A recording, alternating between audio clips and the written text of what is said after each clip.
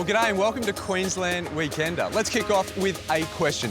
What's your favourite season? Summer? Fair call. Fan favourite. It's Queensland after all. Spring? Absolutely magnificent. Well, for many, it's whale season. And today, I'm going to find out why, because we're going whale watching, something I've never done before. And to say I'm pumped is an absolute understatement. Welcome to the show. Let's get into it. Coming up, school holiday fun on Fraser Island. Found a ginormous crab. She found a ginormous crab. We meet photographer John Eliot. Still get that thrill, you know, it's capturing that moment in time, the essence of being there. And visit a lavender farm in an unlikely location. Spain, Italy, France, a lot of those places are where lavender comes from in the world. It's so exotic, and we're growing it near Bundaberg. But first, Lee.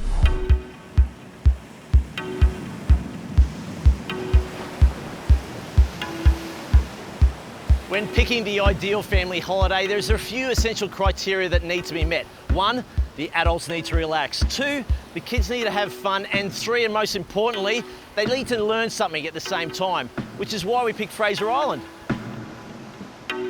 For my partner Elle, myself and the kids, getting to Fraser was super easy. Just a 3-hour drive from Brisbane to Hervey Bay, and then 50 minutes across the strait to the island.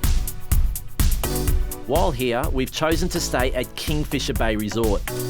It's got a great range of accommodation as well as bars, restaurants, swimming pool and heaps of activities and tours for guests. As for having fun and learning a thing or two, Kingfisher has that covered with the Junior Eco Ranger program. Let's see what you got. Show me. What we got here? What we have is a bunch of kids having an absolute ball. What's got them so excited? Soldier crabs. They call them soldier crabs because it's like they're in a battalion in the army and there's thousands of them marching along. The Junior Eco Ranger program runs during the school holidays and will keep the kids busy for hours with bushwalks, beach games, scavenger hunts, wildlife spotting and much, much more. Leading the pack today is Kingfisher's head ranger, Annie. It's lovely, it's great for the children, and meanwhile the parents can be sitting up and having a little... I was going to ask that, do the parents get involved or do you find they just sneak away and have a little cocktail together? Well, I get the parents to sneak away. We found a ginormous crab. She found a ginormous crab. That's a part of working with kids, isn't The it? excitement. So the soldier crabs have gotten the big thumbs up from the kids. They'll be hard to beat, right? Wrong. So look what we've got here, guys. We've got these little tiny paw prints. Now what we've done, Ranger Tess here, has actually made a little casting inside those footprints of the dingo paw print. And we do that when we have crafting activities in our Junior Eco Rangers. Look at that. See the little claws? Isn't that cool? Now she's made enough that all of you can take one home with you today. Would you like that? Yeah. Yeah? Yeah, that's pretty cool. Dingo prints are pretty cool. But for many Junior Eco Rangers, the most popular activity is casting a line off the jetty. Sometimes we get bream, we can get mackerel, whiting, flathead. They get some good flathead off here. Leave it in, and if the nose starts to go like boom, boom, then you can start to reel it up. Roll it around like that carefully, point the nose down, put the nose down like that, that's it. It was only 2 minutes that little boy Sam here threw a line in and he's caught his first little fish. Now, I'm having so much fun, I have forgotten that I'm a little too old to be a Junior Eco Ranger, and that's why my partner Elle is waiting for me at the bar. Sorry, Elle. Where have you been? Yeah, I know. I've been catching crabs, checking out a few dingo prints, catching some fish with the boys. I was here half an hour ago. I know, I'm You sorry. big kid? I know, I am a big kid. Do you want to be there? Is that for me? Guess so. Oh, thanks, babe. Cheers, baby. And after dark, the fun continues for the Junior Eco Rangers with a dinner at the Sandbar and Bistro and marshmallows around the campfire. Okay, look what we've got here, kids. Wow, look at this, guys. So what do the Junior Eco Rangers do when the sun goes down? Well, look at this. This is perfect. The campfire would be one of the most favourite with some marshmallows, or we do stargazing or night walk adventures. There's lots of different activities we can do, but this is pretty fun. Unlike the daytime activities which are on school holidays, the nighttime program runs all year round. Oh, nothing better then a toasted marshmallow. Now, I had a marshmallow. Can I have another one? Well, I don't think so. Don't you have somewhere to go? We don't have parents come and join us on this. So I think it's about, what do you think, kids? It's about time he went? That's Yeah. fine. I think Elle's waiting for me anyway. Yeah, I think you better I'm go. in a bit of trouble. Okay, Right. you have a nice See ya. night. See you guys. Elle has booked us a table at the Seaboard, Kingfisher's signature restaurant famed for its Indigenous-inspired flavours and fresh local seafood. Sorry. Where have you been? I know, campfire, marshmallows, too good to resist. Okay, well, I've ordered your dinner, so. Yum. What'd you order? For me, it's the beef eye fillet. And for Elle, she's gone for the sandy straight whiting with Aussie greens. Wow, babe. Good choice. I know. You know me too well. Absolutely. Thanks for that. Cheers, baby. Cheers. To enjoy a Fraser Island holiday on your own, get in touch with Kingfisher Bay Resort. All the details are on our website. If you love live music, Brisbane is set to host Big Sound, the Southern Hemisphere's premier festival of new music from around the world, as well as local talent. It's on from the 4th to the 7th of September in various venues in Brisbane's Fortitude Valley. Started by Q Music, Big Sound has been instrumental in launching the international careers of many local acts. It's a great opportunity to discover the future of music. Links to the event can be found on our website. Thank you. From country music singers to the man who photographs them. That's coming up after the break. I eventually got him on the phone and I said, next time in Brisbane I have a studio and I'd love to take a picture. And he actually called and came over, and that was the start of 25 years of working with Slim. I grew up in Blackhall and I knew right from an early age that I wanted to be a photographer. And when I got a little bit older, people's stories interested me, so I sort of made a living and made a career out of telling people's stories with my words and with my photography. When I decided to pursue photography as a career and a way of earning a living, I worked out I wouldn't be any good at being a wedding photographer or a real estate photographer. I decided to photograph music, mainly country music, in the Australian bush. This timeless land, our outback ways. So the first call I made, I thought I'll call Slim Dusty. I'd met him once before, about 20 years prior. And I eventually got him on the phone and I said, next time in Brisbane I have a studio and I'd love to take a picture. And he actually called and came over, and that was the start of 25 years of working with Slim. It was incredible because growing up in Blackhall, my mum and dad would take us to the Memorial Hall to see the Slim Dusty show. So I was a huge fan, and I got to travel with him, I got to be mates with him, still friends with his family. It was my dreams came true somehow. Had some amazing jobs.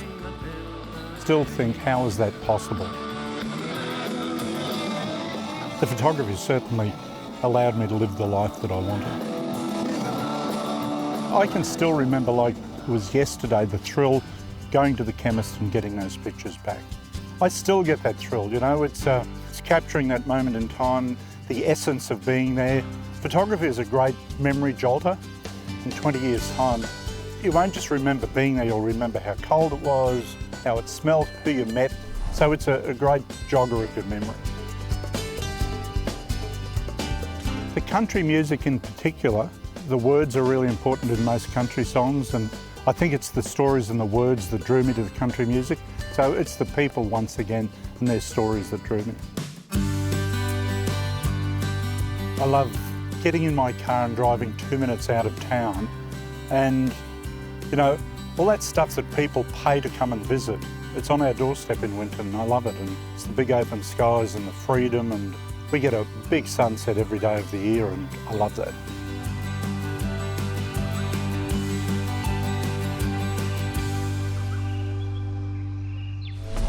If you're planning on being in Townsville this month, then get yourselves to the Riverway Stadium when the Queensland Bulls launch their 2018 and 2019 cricket season. The Queensland Bulls will take on Victoria on Sunday the 16th and Tasmania on Saturday the 22nd of September. Both one-day matches are free and start at 10 a.m. Oh, I love the smell of lavender. It reminds me of my grandma.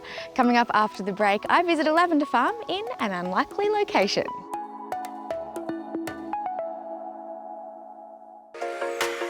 If I had to nominate the crop that Bundaberg region is best known for, it would be sugar. This is one of the top 5 sugar growing regions in Australia. A lot of families around here make a living from cane farming. But tucked beside the Griffin family's cane is a very different field that's a Bundaberg tourist attraction. Helen owns Amandine Lavender. My husband and son, they enjoy doing the cane farm, and I enjoy doing the lavender, and it keeps our family business running smoothly between the two. Are there a couple of different varieties of lavender?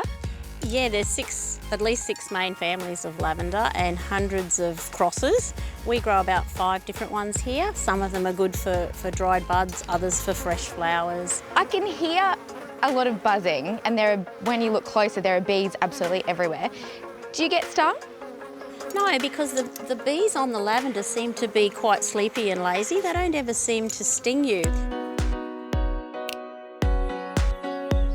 The potting shed is where Helen gives visitors to the farm a few tips about growing the herb. These ones here are dentatas, and this one's from the Canary Islands, and then there's some Italian and Spanish ones, and they're all different colours. That's so different. Lavender, purple, pink, white. Look at the difference in leaf too. But her shop is the absolute highlight of a trip to Amandine. It's heaven painted purple. Oh my goodness, look at this! It smells amazing!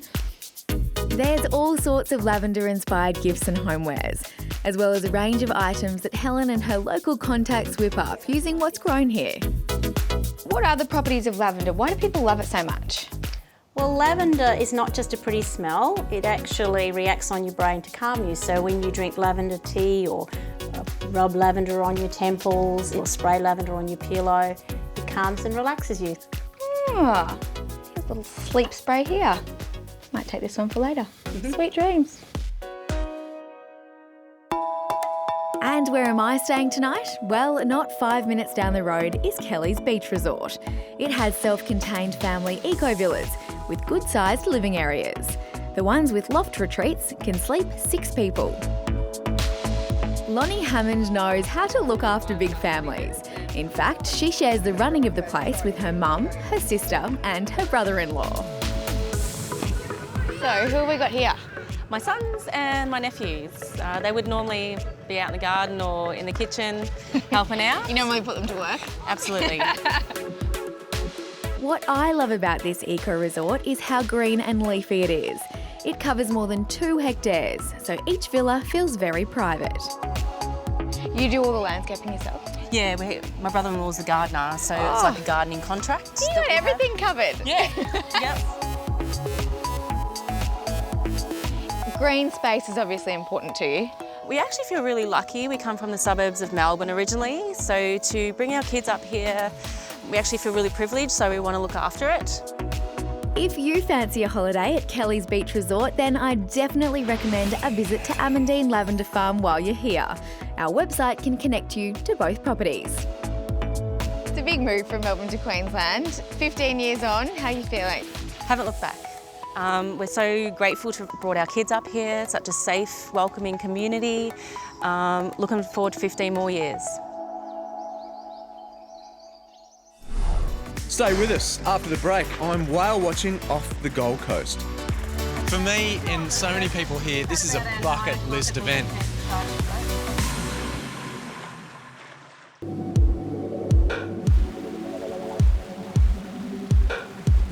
So I just had a chat to Captain Koji. I said, how are we looking for today, Skipper? And he said, Chris, we are looking good. I said, Skipper, brass tacks, will we see whales? And he said, and I quote, please.